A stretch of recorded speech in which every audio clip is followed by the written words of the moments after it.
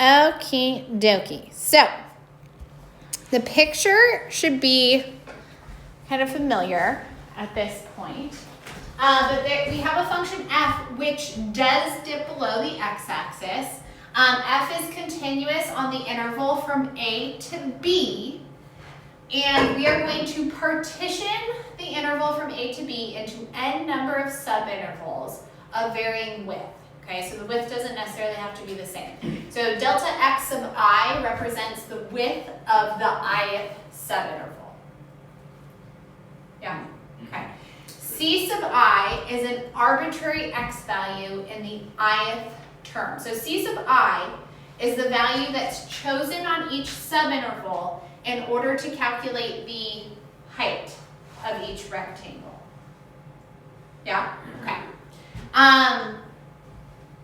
And we have the picture. Okay, so you can see the different widths, different like locations of C that are chosen for finding the height of each of the rectangles. So by definition, when we add up the sums of those, and I keep putting like areas, we add up this rectangle, this rectangle, this rectangle, this rectangle, this rectangle. Yeah. I think one of the things that interested is, can you not have I equals to -1, for example? For summation? We usually do I starting at 1 just for being able to use the formulas that we've referenced before. Oh, I see. Oh, so the formulas as like don't the work index, for that. yeah, for the starting point. So the formulas don't work for negative, if you start from negative numbers, right? I mean, you would have to adjust this formula in order to have it make sense, right? I is just like whatever I is here is just what you're starting with for plugging in. Yeah, that makes sense. Okay. Oh, I see. Okay. So remember, this would be like the height of each rectangle, this would be the width of each rectangle. I'm showing you the case where not all of the rectangles have the same width. And some of the rectangles dip below the x-axis. And we're going to talk about that more in a few minutes, okay? But you would still follow the exact same process that we talked about last class for finding this sum. This sum, I'm putting a name to it now. Last time we just said it was an approximation of the area of n number of rectangles. Or it would be the approximation of area bounded by the curve of the x-axis on an interval for n number of rectangles. Still that. And we are calling this a Riemann sum. And you do need to know that term. So that is called a Riemann sum of f.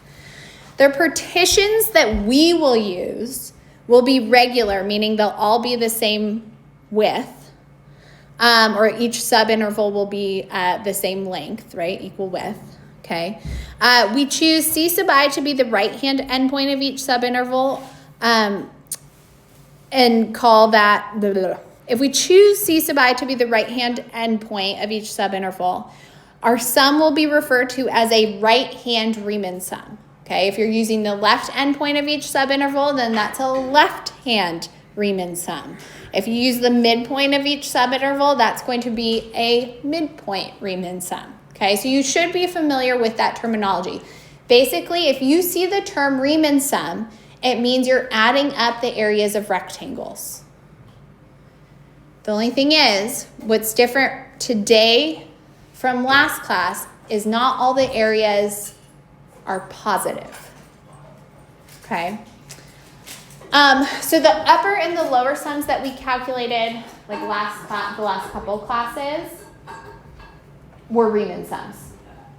Wait, so do they cancel out? Like if it's on the top of the bottom? We're gonna talk about it. Hold the thought. Okay. So as n approaches infinity, because we're going to get there. We're going to answer all of those questions, okay? And if we don't, then you can ask.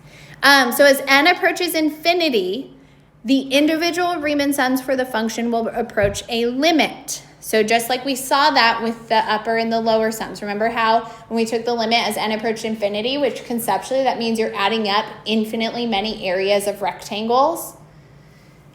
we saw that the upper and the lower sums, those limits, ended up being the same value. We define this limit to be the definite integral. Well, the definite integral of f from a to b. So this limit that we were introduced to last class is the definition of the definite integral.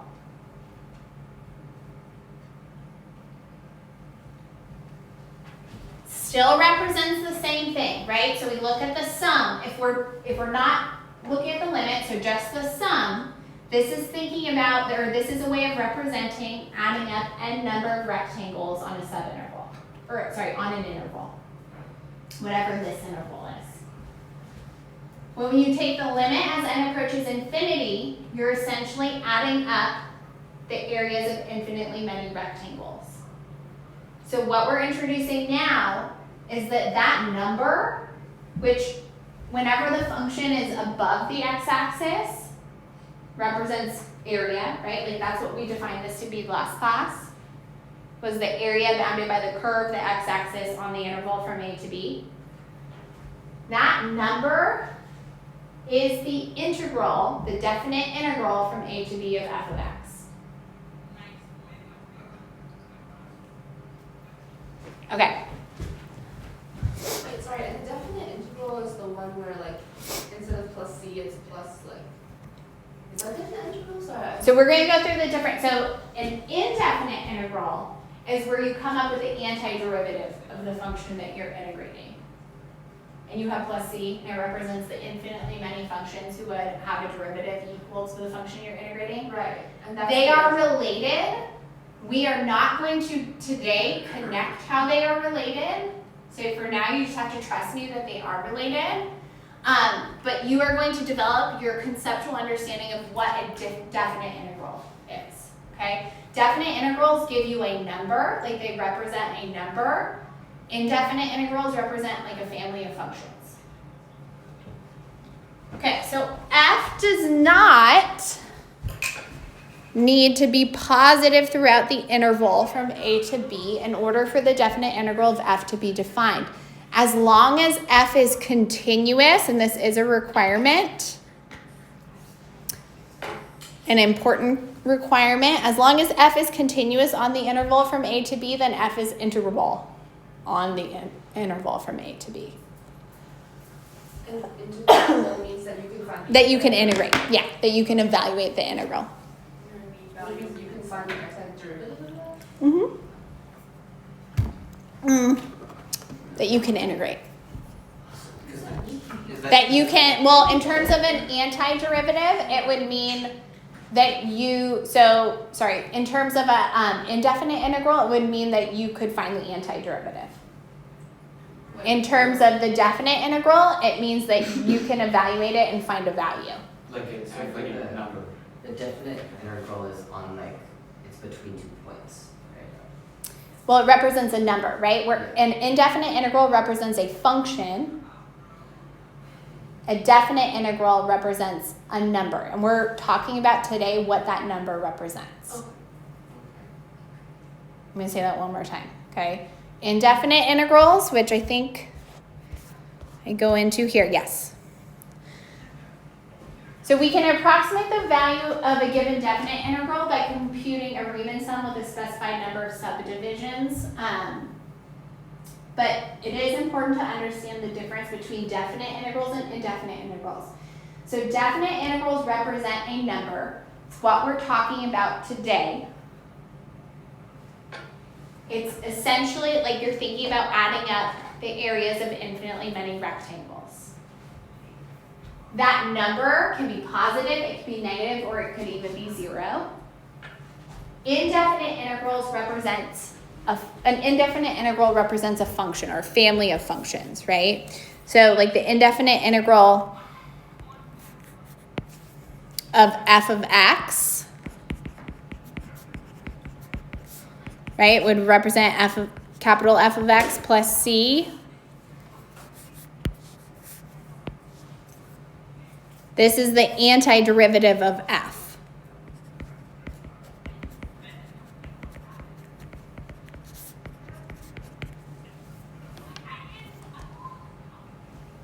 it's lagging again. But it represents a family of functions.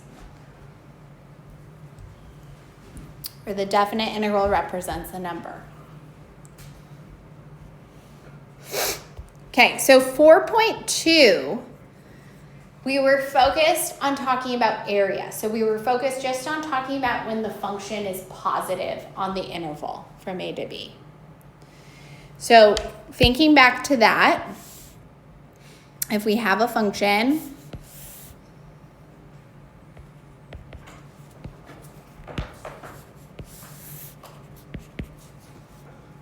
that is, so from A to B,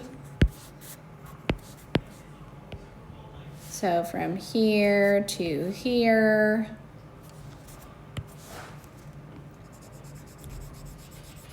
right, this area has been what we've been focused on.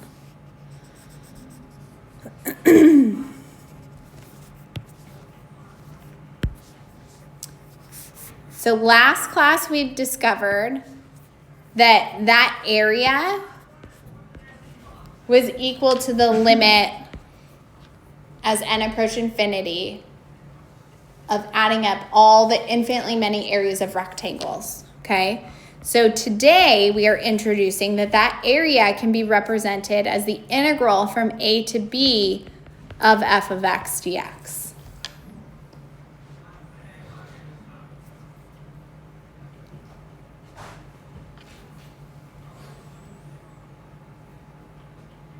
Are you not sure? Did you run out Oh of no, coffee? sorry, I don't know what's going on, so I can't formulate real questions.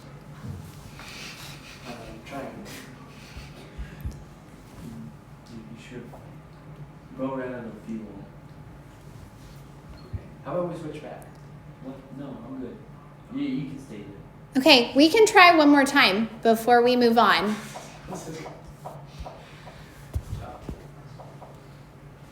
It's getting all laggy because I'm recording. Okay, this is what we came up with last class. This part here is what we're calling a Riemann sum.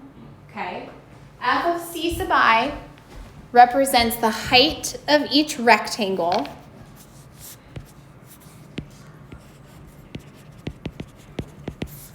Delta x represents the width of each rectangle.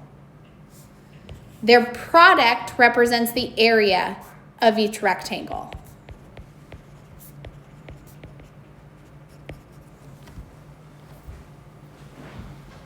And if you thought about evaluating this sum, it would represent adding up the areas of n number of rectangles for a particular function on an interval from a to b.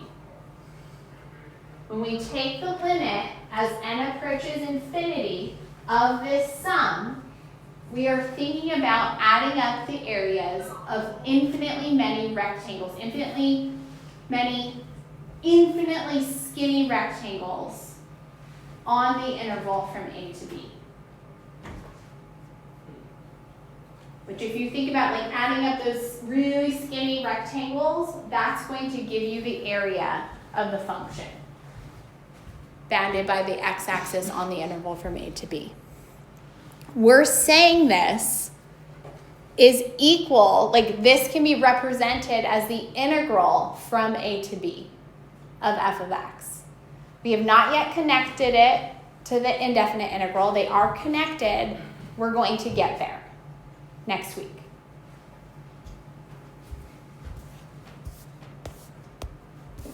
This is exactly what we talked about in section 4.2. So if the function is positive, we interpret the value of the definite integral as being the area bounded by the curve of the x-axis on this interval. The next thing that we're going to look at is what if the function is negative over the entire interval from a to b? Sorry, could you go up to the area of visioning? Could you explain what the b and the a means? The interval from a to b. Oh. And then that's the derivative of x? Or, no, sorry. This is just That's the function f. We have not yet connected the antiderivatives to the definite integral. So we have not yet connected indefinite integrals and definite integrals. They are connected, but what we are talking about today is what does the number that a definite integral is equal to represent? Because a definite integral represents a number. In the case that the function is positive over the interval from a to b, that number represents the area. In the case that the function is negative over the entire interval,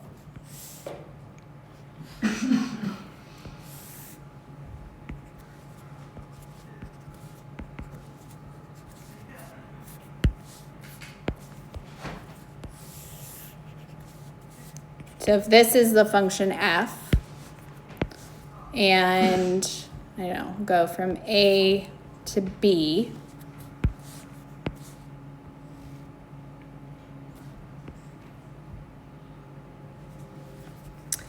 the definite integral will still represent this region, but it's going to be a negative value because it's going to be the opposite of the area of that region. So before I write that out, I'm going to go back up to our original picture. So like these two rectangles, right? Like if we look at just this rectangle, width would be whatever delta x sub 5 is, right? Do we see how the function value that corresponds to the height of the rectangle is negative? Meaning when you multiply f of c sub 5 times delta x, it's going to give you a negative value, a negative product. So what that number represents, like the absolute value of that number would represent the area of the rectangle, but the negative number just represents like the negative area, the opposite of the area. Yeah. How do we know that like the rectangles will split like perfectly at the point where x equals 0? Is that something like we have? It's how I drew the picture. Okay, but like theoretically, like we have to like watch out for that because I imagine you have to put a rectangle in between the points. That's not the focus right now. Okay. Okay. So we'll get into like how the problems could show up. It's more like, do we understand why this would give us a negative number? Like if we multiply delta x sub 5 times f of c sub 5, right? That product, like in us attempting to calculate the area would be a negative value. Okay. So that means if we were to think about calculating the Riemann sum, there's 5 rectangles. And I'm just saying, a Riemann sum is when you think about adding up areas, which could be positive or negative. So a Riemann sum is when you think about adding up areas of rectangles. So there's 5 rectangles here. You'd add up positive area plus positive area plus positive area plus negative area plus negative area. So we're to do absolute value? Riemann sum? No, because a Riemann sum doesn't necessarily represent area. The only time it would represent area is if the function is positive. Okay. Okay. Wait, wouldn't it represent the area if it's negative as well? Well, like we're... No, okay, so let's read this. So in the case that all of the terms in each Riemann sum would be negative or possibly 0, so none of them could represent the area of the rectangle. So we looked back at those rectangles or at that specific rectangle. It doesn't represent the area of the rectangle, but it does represent the opposite of its area. So the Riemann sums would be adding up the opposites of the areas of all the rectangles below the x-axis, which means that the definite integral would now represent the opposite of the area of the region below the x-axis. So like this region here could be represented as the integral from a to b of f of x dx, and it would be representing the opposite area, or the opposite of the area. Or I like to call it the negative area.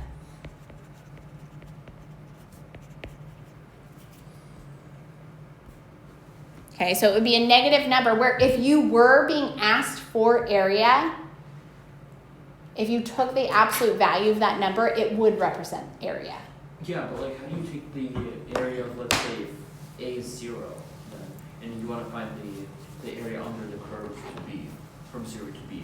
Like, would you absolutely? Right, so that's what we're getting into. So hold the thought. Oh, you can square them. So now we're talking about Okay, we can square them. if the graph of f of x has positive and negative values on the interval from A to B, so like the graph that we were looking at a second ago on the first page, the definite integral would represent the area of the region above the x-axis plus the opposite of the area of the region below.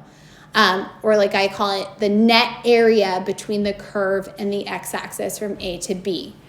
So it's thinking about taking, like if we just focus first on the interval from A to where the graph is crossing the x-axis, I'm going to call that point, I think K, just because I haven't used K. So I'm going to label that as being K. So like that region can be represented then as the integral from A to K of f of x dx. And it would give you, like its result, its representation would be positive area, like actual area.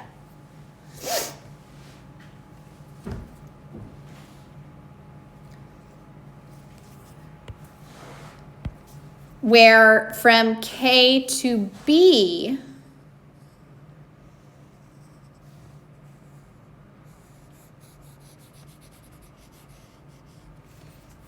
We have to like calculate. hold on. So from K to B, that integral, or let me write it down.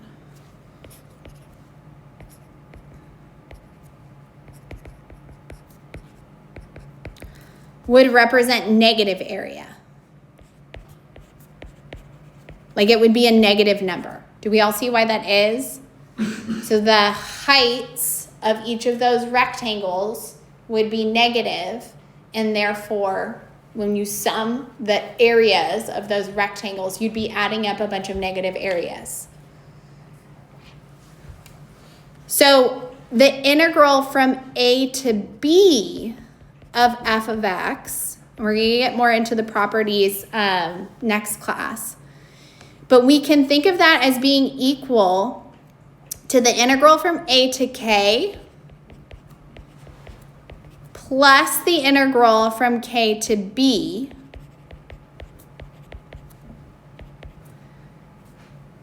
which is essentially the positive area plus the negative area,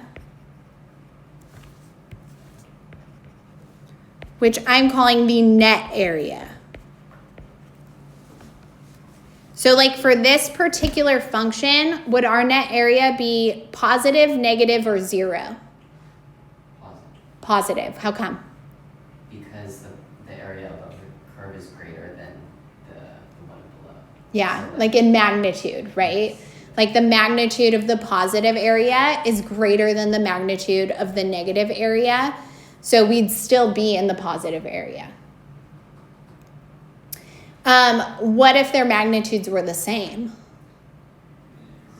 Then the net area would be, Rishi, you said it, would be 0, okay? Versus if the negative area was larger in magnitude than the positive area, then the net area would be negative.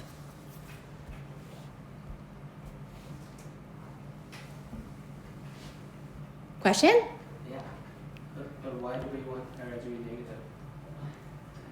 It's not that I want it to be, it's just that it I know, is. but like, that's kind of And it's like saying, do you want negative volume? Like, I feel like No, dude, because you see, the problem with here is we're not dealing with like real units. There's no real units. This is like a no, because if this was in the world, right, we'd have like meters, and meters can be negative. But this is a graph where like y can be negative and x can be negative. Like it's not Right. asking you how many tiles you need to Yeah. buy from the store. So in this like weird world, I guess you can't have a negative area. It's just like a property of this specific like graph. yeah. Now, technically, if we were talking about the area, we would be talking about the positive value.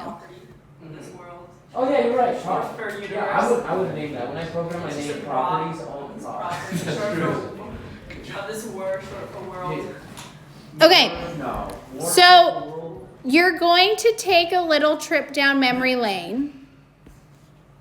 Can you guys make groups of like 2 or 3? Can you split into groups of 2 or 3?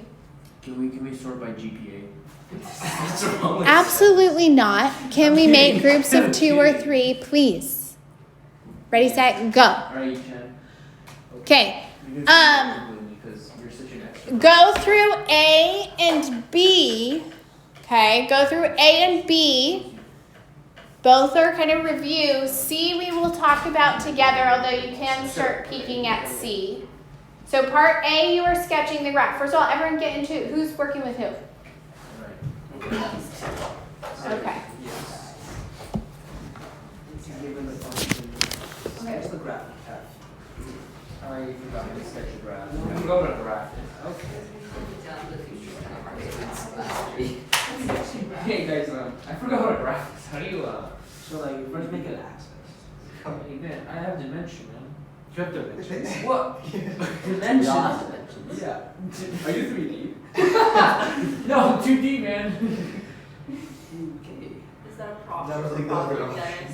Dennis? Yes. He's 3, short for 3D. No. Okay, fine. Oh, wait, hold on. He's know what? 3D, You know, short for 3D. apparently that's from the internet. Apparently. Okay, you know what? What I was gonna say is Wait, not Where did you very think we got good. it for? No, I thought he made it up. Oh no, that's what No, it's said. made it up too. It's like a joke. Then This it's very guy's disappointing. short for calculator. That's you what guys Diddy don't said know. as well. Wait. Or But yeah. and FC both. Oh my gosh. No. -3, -4. Do you like negative numbers like this? Yeah, I do. Actually, I say that. What's the best? Actually, hold on. First of all, what color does 1 represent? What? Yeah, what color does 1 represent? Green. Red. Okay, red. Okay, that's valid. How about like 4? How about black? Black. Thursday. Black. Thursday. Gray. Whatever. Sure. George I think it's like color. green. For some reason, I'm thinking like 4 like green. Hmm. Or Then orange. we have Or a good orange. one. Orange is better. Wait, I said this to the Jennifer Lawrence thing. Where, What? Where like Cynthia Erivo told her, she's like, I can hear color. Or like, Okay, I I'm can. sorry. I'm sorry. What, guys? Come on. No, it was like, it was like I can assign colors to, or like, colors to sounds. And Oh, that's a good Lawrence point. went, Wait, hold on. What is this? Ah! Bro. What color is it? It's like our pop culture informant. Okay, so I sketched the graph. Okay, I'm trying to sketch a graph because I forgot how to So sketch what a if graph. you met a con artist? Oh, wait, so you What if I met a con artist? No, never mind. Dude, I would. You know what I would? So I recommend, after you've drawn the region in part A, I recommend for part B, drawing out the rectangles. Like use part A and draw the rectangles out Okay. for your Riemann sum. Hey Dennis, is co short for copy or co short for copay? short for quotation. Okay. Oh, okay, that's a good one. Okay, why are you actually getting better at this? I'm sorry. You were- What is I this? was the OG. No, no, you were not the OG. I'm the OG. I'm the OG. I'm the OG. I'm like Master Uwe. You're like the other guy. I don't even remember his name. What's the other guy's name? I don't remember. Like that's the point. That's the whole point. Oh, from Kung Fu Panda? No, oh, like the other guy. Oh, Master Shifu? Yeah, Master Shifu. There you go. Yeah. There you go. Good. You know, for lip sync, we're doing Kung Fu. I think that's We are. Oh, you're gonna fight? Oh, let's go. That's what they said. Let's go. Wait. Yo, no. It's Like the juniors. using the right hand right sum and the right hand value zero. Okay. They're just not on our Sorry, I'm almost done drawing that. I don't know where to place the x-axis. It's like always running out of space, you know. Yeah, Yeah. I made my y-axis on the press this. Yeah. Okay, so 3x is gonna be, hold on, so how are we gonna, okay, so it goes from 1 to 3, therefore 1/2, it's by halves, right? Yes. Okay. And I'm drawing it because So you wanna draw as well? Hmm. So what were you wondering, buddy? Wow, that was really cool. What specify? Wait, so we have to do. my actually And so I think between 1.5 and 2, Yeah, I made it really small. there is no rectangle. Really? Because it's a right hand sum and it's 0. wait, between What what? is this retrograph? What's that? Yeah. Yeah. And it goes through 2. I mean, mine was very goofy, ignore the labels, Yeah. Okay. I don't know when. Okay, sure. It's okay. Like, just imagine that. Wait, we have to draw in the rectangles? How do we draw the Yes.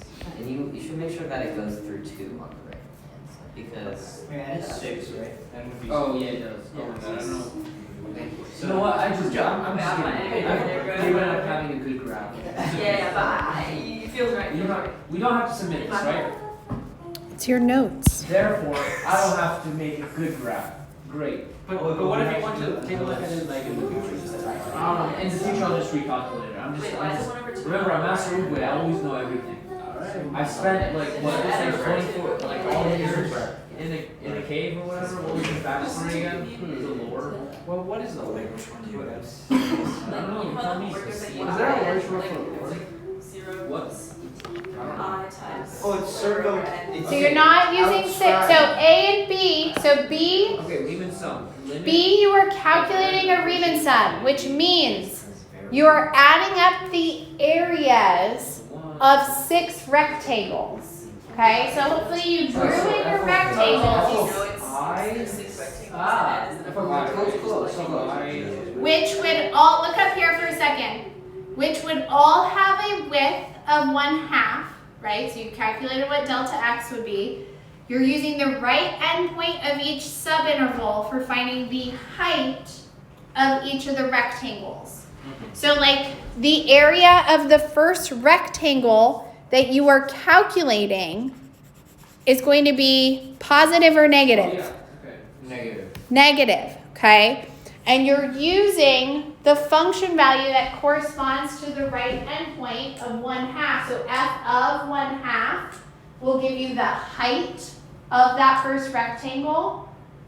So it's still thinking about calculating the area, right? I'm saying quotes because it could be negative area, which is, or a negative number, which is not technically area, but I think you guys understand what I mean. I'm hoping you understand what I mean by that. So you're adding up the areas Yeah. of each of these rectangles. Like that's what part B is asking for. You are not using summation notation. You are adding up brute force. Oh my god, are we serious? The right now? area of, I guess you technically could represent it using sigma notation, but like this is just asking for what the Riemann sum is for 6 rectangles. That is not cool at all. That's pretty brutal. You don't have to state it. It's just, so if they ask you, and it very much could show up as like part of a free response question or something, usually where they give you like a table of values, and you have to pay attention, what type of Riemann sum are they asking you for? And you would literally just be writing out like the No, you said it now. No, I said it back then as well. Okay. Yes, I did. Trust me, bro. You're looking at the. 1. So then Ms. Dorsey, I would like to rebel against that rule. No taxation without representation. no tax without rap. So you want to tax without representation? No taxation without representation. That is your number of Okay, whatever. Okay, so it's gonna be One half is 1/4. Oh, it's just like, wait, so you're just adding up all the things. And then 8 over. Oh, I don't know what it is. 2 is what? 0. 15 over 4. Negative Wait. 15 over 4? What? Yeah, negative 15 over Yeah. minus 4 minus negative minus 15 over 4, right? True. Squared 6. Okay, minus 14 over 4, Oh, 1, 7. don't forget about Wait, your no, not 14, rectangle that has no height. 9, so 5. 7 over 2? What? 9 Like 14? Oh wait, no. Cabinet is short for decimal. Wait, that is short for Desmos? How about? I don't know. How about? And it's Just like use your calculator. Well, Yeah, you use have your to calc. copy the area. Sorry? Use a calc, man. I'm gonna How about and? stop recording because this is so glitchy.